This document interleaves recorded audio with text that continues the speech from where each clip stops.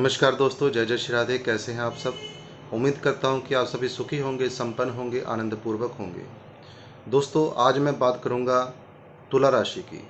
यदि आपकी चंद्र राशि तुला है, यदि आपकी जन्म राशि तुला है या आपकी नाम राशि तुला है, तो आप इस फलादेश को सुन सकते हैं।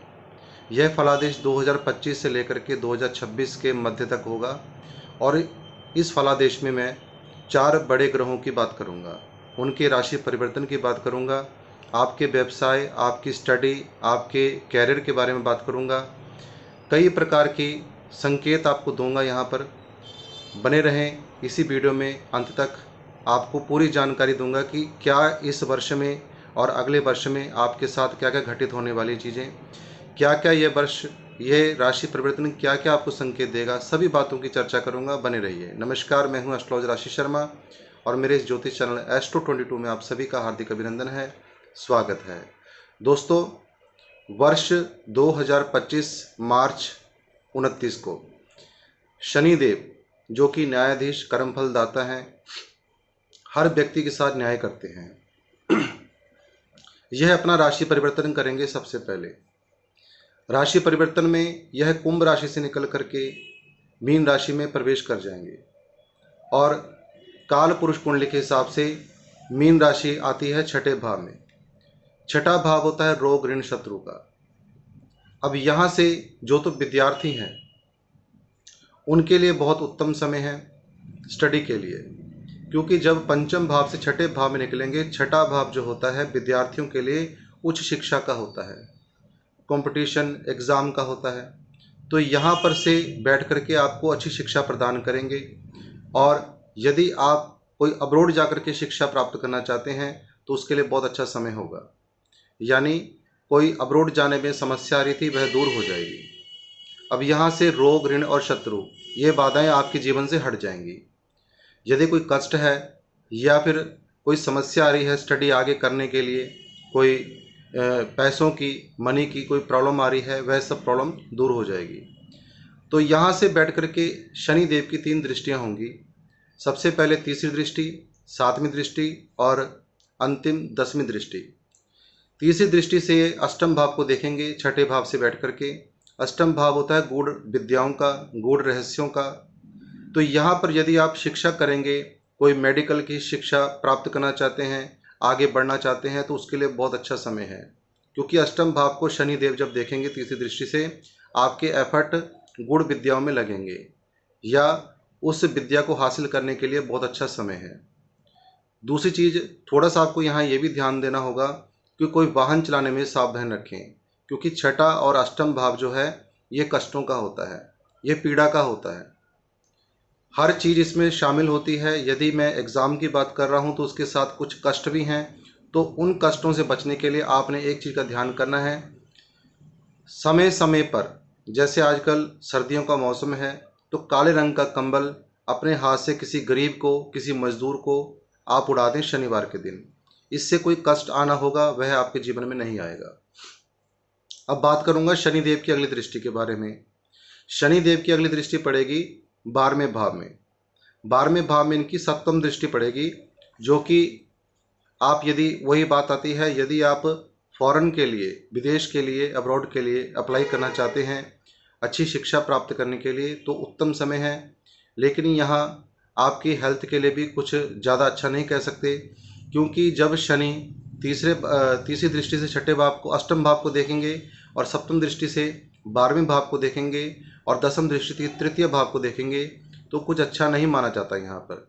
लेकिन बहुत कुछ अच्छा भी आता है। यदि आप जो कर्म मैंने बताया है, काले कंबल का आप शनिवार के दिन दान कर देते हैं या महीने में एक बार, जब तक सर्दियां हैं तब तक करते रहें, तो आपके लिए बहुत ही अच्छा समय आपके लिए आ जाएगा। यानी जो कष्ट, जो प्रॉब्लम्स क्रिएट होने वाली हैं, वह प्रॉब्लम्स नहीं आएंगी। तो कुल मिलाकर के यहाँ तृतीय भाव में जब यह देखेंगे 10वीं दृष्टि से, दसम शनि से 10वीं जो भाव होता है ये कर्म का होता है। यानी आप अपने कर्म में बहुत आगे बढ़ जाएंगे, सोशल नेटवर्क आपका अच्छा बनेगा, समाज सेवा में आप रहेंगे।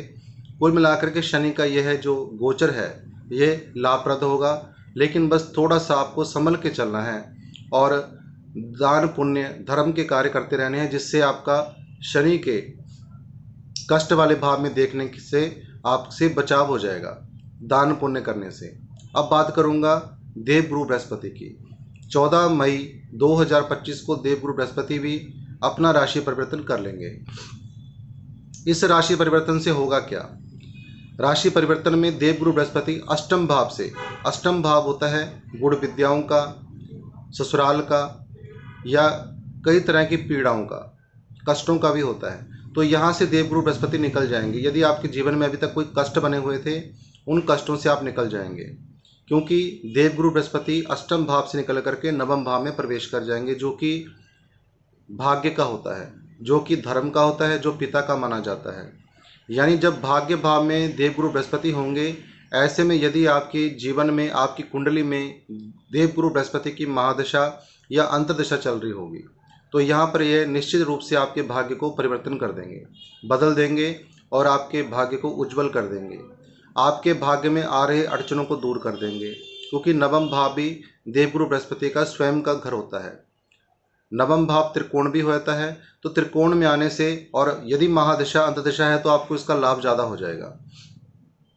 और यही चीज़ मैं शनि के लिए कहना चाहता हूँ। जिनके ऊपर शनि की दशा चल रही है, महादशा, अंतदशा या प्रतिन दशा, उनको थोड़ा सा उन चीज़ों से बच के रहना है, वाहन चलाने से इत्यादि से। दुर्घटनाओं का भी योग बन रहा है शनि के उसमें, लेकिन देवगुरु बृहस्पति आपको उन कष्टों से भी निकालेंगे। जो आपको कोई हेल्थ इश्यूज़ हो रहे हैं, या कोई कठिनाइयाँ आ रही हैं, या ससुराल में आपके कोई ना कोई बिगाड़ हो रखा है, तनाव की स्थिति बनी हुई है, क्योंकि अष्टम भाव से ससुराल भी देखा जाता है। तो यहाँ भाग्य भाव में प्रवेश करते ही 14 मई को आपके कई कष्टों को यह दूर कर देंगे देवगुरु बृहस्पति, और आपके भाग्य को उज्जवल कर देंगे। अब यहाँ पर शर्त यह भी होती है, कई लोग कहते हैं ऐसा कुछ नहीं होता, लेकिन यह महादशा अंतदशा के ऊपर भी डिपेंड होता है। यदि आपकी महादशा अंतदशा गुरु की चल रही है, तो आपको इसका बहुत अच्छा लाभ मिलेगा। अगर नहीं चल रही है तो थोड़ा कम लाभ होगा, लेकिन लाभ अवश्य होगा, यानी भाग्य में परिवर्तन अवश्य होगा। अब यहाँ से बैठ करके देवगुरु बृहस्पति पंचम दृष्टि से प्रथम भाव यानी लगन को देखेंगे। तो दोस्तों, लगन जो होता है, यह व्यक्ति का व्यक्तित्व होता है, पर्सनैलिटी होती है, उसकी बोलचाल होती है, उसकी वाणी होती है, उसका ऑरा होता है। यानी जो भी व्यक्ति किसी व्यक्ति से बातचीत करता है या आगे बढ़ने की कोशिश करता है, तो समाज में उसका जो व्यक्तित्व है वह बढ़ जाता है, क्योंकि देवगुरु बृहस्पति भाग्य स्थान में बैठे हैं और लगन को देख रहे हैं, यानी आपकी बॉडी, आपके व्यक्तित्व को देख रहे हैं, आपके शरीर को देख रहे हैं। तो यहाँ पर आप बहुत एक्टिव बन जाएंगे। नई नई प्लानिंग्स आपके जीवन में, आपके माइंड में आएंगी, जिससे आप अपने भाग्य को परिवर्तन करेंगे। करते ग्रह हैं, लेकिन जरिया व्यक्ति होता है, तो व्यक्ति के जरिए वह चीज़ें करवाएंगे। यानी ये कह सकते हैं कि आपका एक क्लेवर माइंड, एक्टिव माइंड और ज्ञानवान से आप भर जाएंगे, क्योंकि देवगुरु बृहस्पति ज्ञान के कारक होते हैं। अब यहाँ पर आपको हेल्थ इश्यूज़ कोई थी तो वह भी दूर हो जाएगी, क्योंकि पहला भाव जो है हेल्थ का भी माना जाता है, स्वयं की हेल्थ का, तो उन चीज़ों से भी आपका बचाव होगा। लेकिन शनि के उस गोचर से आपको थोड़ा बच के रहना होगा। अब यहाँ पर अगली दृष्टि जो पड़ती है तृतीय भाव में, तृतीय भाव होता है पराक्रम का, साहस का, छोटे भाई बहनों का, छोटी मोटी यात्राओं का। आपकी छोटी मोटी धार्मिक यात्राएं होंगी। यह श्योरिटी है कि जब देवगुरु बृहस्पति नवम भाव में हो तो व्यक्ति की कोई यात्राएं ना हो, ऐसा हो ही नहीं सकता। देवगुरु बृहस्पति धर्म के कारक हैं, इसलिए धार्मिक यात्राएं आपकी जरूर करवाएंगे अपने पूरे साल के गोचर में। और छोटे भाई बहनों के साथ कोई तनाव की स्थिति बनी है वह सही रहेगी, और आपके समाज में आपका नाम बनेगा। यदि आपके कोई मार्केटिंग का काम है, बहुत अच्छा हो जाएगा, और आपके लिंक अच्छे होंगे। अब इनकी अंतिम दृष्टि पड़ती है पंचम भाव में। यहाँ पर महिलाओं के लिए कहना चाहूँगा मैं, यदि कोई महिला संतान कंसीव करना चाहते हैं तो उनके लिए बहुत बेहतर समय है। अगर गुरु की ही महादशा है, अंतदशा है या प्रत्यंतर है, और गुरु की दृष्टि पड़ रही है पंचम भाव में गोचर में, तो यहाँ पर उनको अच्छा समय है उनके लिए संतान प्राप्त करने के लिए, कंसीव करने के लिए। तो इस चीज़ में आपको बेफिक्र हो जाना चाहिए। अब विद्यार्थियों के लिए बताता हूँ, जब नवम भाव से बैठ करके देवगुरु बृहस्पति पंचम भाव को देखेंगे तो यह विद्या के क्षेत्र के लिए बहुत अच्छा है। जो विद्यार्थी हैं उनके लिए बहुत अच्छा समय है। पूरा एक वर्ष उनके ज्ञान में वृद्धि होगी, वह अपने ज्ञान के माध्यम से आगे बढ़ेंगे और उच्च शिक्षा को प्राप्त करेंगे, क्योंकि छठे भाव में शनिदेव होंगे उच्च शिक्षा वाले भाव में। तो यहाँ पर उच्च शिक्षा आप प्राप्त कर सकते हैं बहुत ही इजीली देवगुरु बृहस्पति के आशीर्वाद से। और आपके पूर्व जन्म के कर्म भी यहाँ उदय हो जाते हैं। पिछले जन्म में, पूर्व जन्म में आपने जो भी कर्म किए हैं, देवगुरु बृहस्पति उसका पुण्य आपको दे देते हैं यहाँ पर। अब मैं बात करूँगा अंतिम ग्रह राहु की। दोस्तों, राहु का भी गोचर राशि परिवर्तन हो रहा है और गोचर वश यह पंचम भाव में पहुंच जाएंगे। शनि चले जाएंगे छठे भाव में और राहु छठे से निकल करके पंचम में एक राशि बैक आ जाएंगे कुंभ राशि में, यानी पंचम भाव में। तो पंचम भाव में जब राहु 18 मई 2025 को अपना राशि परिवर्तन करेंगे, पंचम भाव में पहुंचेंगे, तो यहाँ पर आपको ये भी शिक्षा प्रदान ही करेंगे। यदि विद्यार्थी हैं, उच्च शिक्षा का योग बनता है, क्योंकि मीन राशि में यह गोचर करेंगे, माफ कीजिए कुंभ राशि में, और शनिदेव छठे भाव में ऑलरेडी बैठ चुके होंगे 28 मार्च के दिन। तो 28 मार्च को शनि जब छठे भाव में जाएंगे, 18 मई को राहु उन्हीं की राशि में, शनि की राशि में आएंगे पंचम भाव में। तो यहाँ पर उच्च शिक्षा का जो है बहुत अच्छा योग बन जाता है यदि आप विद्यार्थी हैं। अन्यथा एक चीज़ और बताता हूँ, यहाँ पर यदि कोई जुआ, सट्टा, लॉटरी इत्यादि का कार्य करते हैं तो उस कार्य में भी यहाँ पर सफलता मिल जाएगी, क्योंकि शनि की राशि में बैठे होंगे और इनकी दृष्टि पड़ेगी राहु की 11वें भाव में, जो कि अनएक्सपेक्टेड धन की प्राप्ति होती है।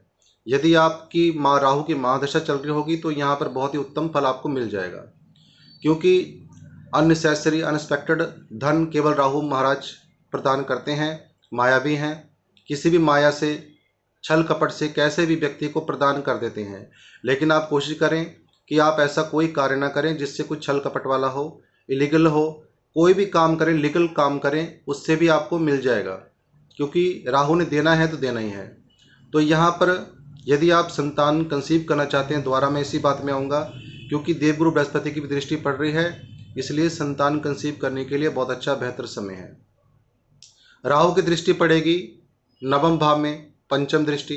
तो यहाँ पर आपके भाग्य को परिवर्तन करेंगे ही करेंगे, क्योंकि जब किसी चीज़ में आप आगे बढ़ेंगे, राहु आपके पंचम स्थान में होंगे, आपके भाग्य स्थान में देवगुरु बृहस्पति हैं, वहाँ पर इनकी दृष्टि पड़ेगी तो आपके भाग्य को अवश्य परिवर्तन करेंगे, आपके भाग्य में आ रहे रोड़े को दूर करेंगे। लेकिन यहाँ पर एक चीज़ होगी, क्योंकि नवम भाव जो होता है पिता का भी माना जाता है। जब राहु की दृष्टि यहाँ पड़ेगी तो व्यक्ति के ऊपर जो स्थान के कारक हैं यानी पिता, तो उनके साथ मतभेद हो सकता है, लड़ाई झगड़ा हो सकता है, तनाव की स्थिति उत्पन्न हो सकती है। उन चीज़ों का ख्याल रखते हुए आपने अपने जीवन में आगे बढ़ना है। अब मैं अंतिम बात करूँगा केतु की।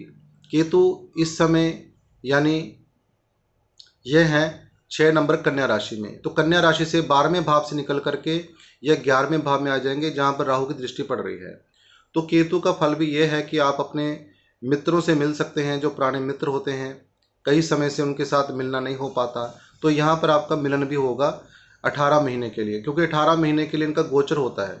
राहु भी 18 महीने के लिए पंचम भाव में रहेंगे और केतु भी इनके साथ ही 18 महीने बिताएंगे, क्योंकि दोनों बिल्कुल एक दूसरे के ऑपोजिट होते हैं। अब यहाँ पर केतु भी अनएक्सपेक्टेड धन प्राप्त करवाएंगे आपको किसी न किसी जरिए से, तो इन चीज़ों का ध्यान रखें। और मैं एक चीज़ विशेष बताना चाहता हूँ यहाँ पर आपके लिए, जितने भी तुला राशि के जातक हैं, जातिकाएँ हैं, आप जो ये सर्दियों का मौसम है, इसमें जितने अगर हो सकता है आप अपने जन्म डेट के हिसाब से, जो भी आपकी जन्म डेट है, 12 तारीख है, 13 तारीख है, 14 है, 1 तारीख है, हर महीने उस तारीख को आप एक काला कंबल लें, उसको किसी गरीब को, किसी मजदूर को, ज़रूरतमंद को आप उड़ा दें। इससे आपके शनि देव बैलेंस में रहेंगे और आपके जीवन में कोई कष्ट नहीं आएगा। तो उम्मीद करता हूँ आज की जानकारी आपको अच्छी लगी होगी। इसी के साथ आज मैं इस जानकारी को ही विराम देता हूँ। नमो नारायण, जय जय श्री राधे।